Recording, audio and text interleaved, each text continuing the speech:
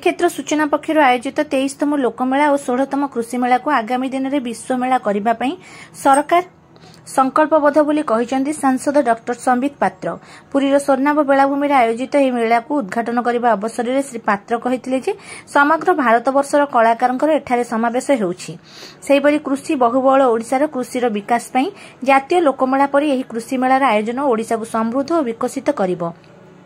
प्राक्तन विधायक जयंत कुमार षडंगीଙ୍କ सभापतित्व अनुष्ठित यह मेला मुख्य वक्ता भाव जोगदे सांसद सुभाषिष खुंटिया कहिथिले जे जगन्नाथ संस्कृति सह भारतीय संस्कृतिर यह महामिलन को ए जाति स्मरण रखिबो।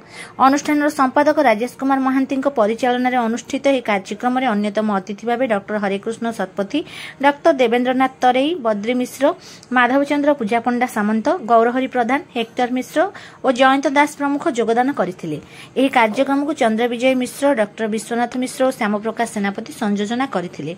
पर भारत वर्षर 20टी राज्य आसिथिबा 400 रु ऊर्ध्व कलाकार नृत्य नाची उठिथिला स्वर्णाभ बेलाभूमि।